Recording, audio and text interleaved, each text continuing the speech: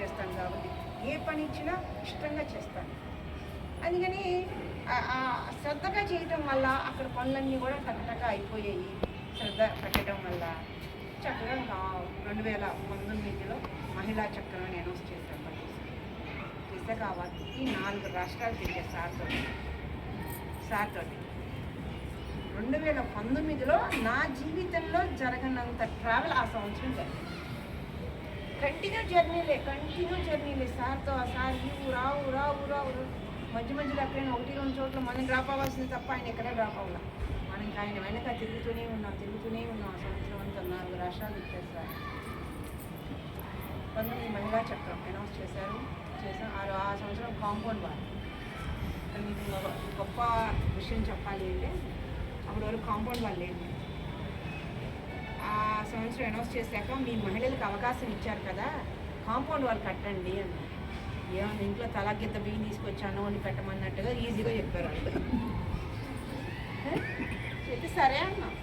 అంటే నువ్వు అనేవి అన్నాం కదా, సరే అన్నాక సార్ని అడిగా నేను, సార్ కొబ్బరికాయ కొట్టాలి కదా, మరి కొబ్బరికాయ ఇప్పుడు కొడదామని డేట్ అది చూసి 4 రోజుల తర్వాత డేట్ ఇచ్చారు. ఇస్తాక ఓకే సార్ అన్నాక మంగళవారాలు నాకు అన్ని రోజులు సమానమే, అన్ని రోజులు మంచివే అనేది నా నమ్మకం చిన్నప్పటి నుంచి. నేనే నమ్మనే, గురువు ఎందుకు అలా అడుగుతాడు, ఆయనకు అసలు ఏ నమ్మకాలు ఉండవు కదా మనకన్నా, నేను ఇలా అడుగుతున్నాడు అని సార్ మీరు ఏ రోజు వస్తే ఆ రోజే మంచి రోజు అండి. ఒక క్షణం ఆగి గ్రహాలు అనుకూలిస్తున్నాయా అన్న. లైఫ్లో ఫస్ట్ టైం నేను పత్రికారితో అంత గట్టిగా మాట్లాడి సందర్భం ఏదైనా ఉందంటే ఆ రోజు అన్నమాట. ఏంటంటే సార్ గ్రహాలను బట్టి మనం లేము, మనల్ని బట్టి గ్రహాలు తిరుగుతాయి సార్ అన్న. మన ఈ గ్రహం చెడు వైపు తిరిగింది, నిన్ను బట్టి ఆ గ్రహం తిరిగింది, కానీ గ్రహాన్ని బట్టి నువ్వు తిరగవు కదా. అది మనకు తెలియక వాటి మీద ఆధారపడుతుంది. సార్ నవ్వుకున్నారమ్మా. ఆ నవ్వు వెనక అంతరార్థం నాకైతే తెలియదు. అది అమావాస్య అంట. ఆ రోజు క్యాలెండర్ చూడలేదు కదా మనం. అమావాస్య రోజు కాంపౌండ్ వాళ్ళకి కొబ్బరికాయ కొట్టాం. చేతిలో రూపాయి లేదు. వాడు మొదలెట్టేసి పళ్ళు మొదలైనవి. పని ఆగలేదమ్మా, డబ్బు 100 ఎకరాలు సార్, 100 ఎకరాలు 8 అడుగులు కాంపౌండ్ వాళ్ళు, 4 అడుగులు కాదు 8 అడుగులు కాంపౌండ్ కాకుండా అంటే అక్కడ ఎందుకంటే నా మానసిక శక్తిని అలా నా నమ్మకం ఎలా ఉంది అని టెస్ట్ చేశారేమో అనుకున్నాను. ధ్యానం చేస్తే మన శక్తితో పాటు మనలో ఉన్న సరి కాని వాటిని మనం వదిలేస్తాము. ఏది సరి అయిందో తెలిసినప్పుడు సరి కానిది వదిలేస్తాం కదా. ఇప్పుడు 2 ఉన్నాయి మనలో, సరి అయినది ఉంది, సరి కానిది ఉంది. ధ్యానం చేస్తే సరి కానిది వదిలేస్తాము, సరి అయిన దాన్ని పట్టుకుంటాం. ఏది సరి అయిందో ఏది సరి కానిదో ఇంకొకరు చెప్తే వినం కదా మనం. మన తిప్పలు ఏంటంటే, మన బాధ ఏంటంటే ఇంకొకరు చెప్తే వినం. అది అందుకు ధ్యానం చెయ్యాలి. చూడండి ప్రతిసారి చెప్పారు ఆ మహిళా చక్రం ఇప్పుడు ఆ సంవత్సరంతో తిరిగాను కదా, చూశారు కదా నేను ఎంత ట్రావెల్ చేస్తున్నాను. చూసి లక్ష్మీ మేడం ట్రస్ట్లోకి తీసుకోండి అని చెప్పి చెప్పారు. సో హైదరాబాద్ భాగ్యనగర్ ట్రస్ట్లో ఒకటి సార్ పేపర్ మీద Lakshmi madam, Kukatpally Lakshmi madam joint secretary అని రాస్తారు. సారే నేనేం ఆశించలే, ఆయనే ఆ పదవులు ఇచ్చారు. అంటే మనం చేయాల్సింది చేస్తే మనకు రావాల్సింది వస్తుంది అనేది సార్ ఎలా చెప్తారో ఆ 10 ఉన్నా అదే చేస్తాను. అది లేని రోజు కూడా నేను అదే చేస్తాను.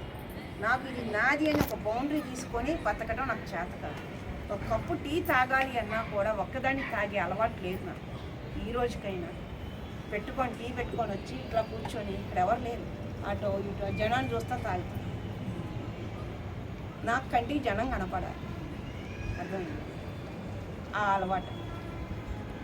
సో ఆ రోజు నుంచి ఈ రోజు వరకు అందుకని సిటీలో అన్ని సెంటర్స్ని కలుపుతూ ర్యాలీలు చేయని, క్లాసులు చేయని, 3 గంటల ధ్యానం, సప్తాహాలు ఏదో ఒకటి చేస్తాం.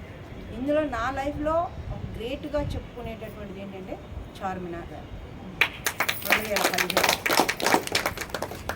అంతకుముందు ఒక 15-20 రోజుల క్రితం మైదీపట్నం ఏరియాలో ఒక ర్యాలీ చేస్తే వాళ్ళందరూ ఏం చెప్పుకున్నారంటే అప్పుడు ఎంత ఒక 70 మంది వచ్చారు. చాలా బాగా జరిగింది చెప్పుకుంటున్నాను.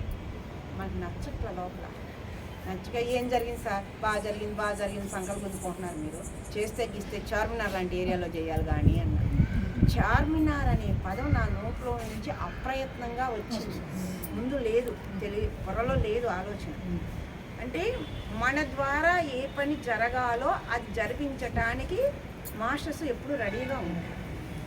అనగానే అక్కడ వాళ్ళు అన్నారు కదా, మాకు చేయాలని ఉంది కానీ మాకు సపోర్ట్ లేదు అని. సపోర్ట్ ఏముంది సార్, పర్మిషన్ తీసుకోండి, మిగిలింది ఏం చూసుకుంటా అన్న. పాపం నా మీద నమ్మకంతో 3 రోజుల్లో పర్మిషన్ తెచ్చారు.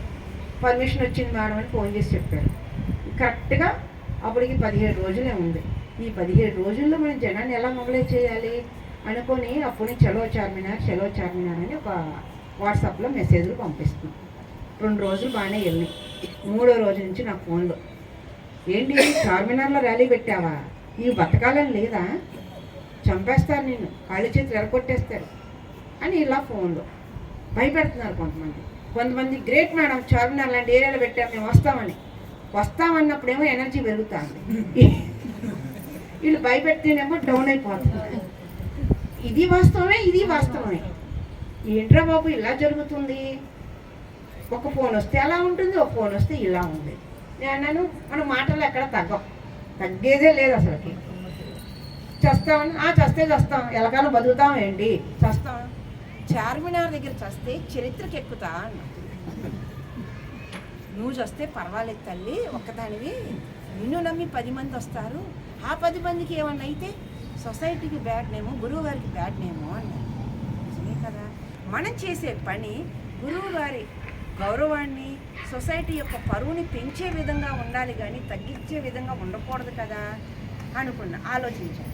పర్మిషన్ తీసుకున్నాము, పోలీసులు ఉంటారు,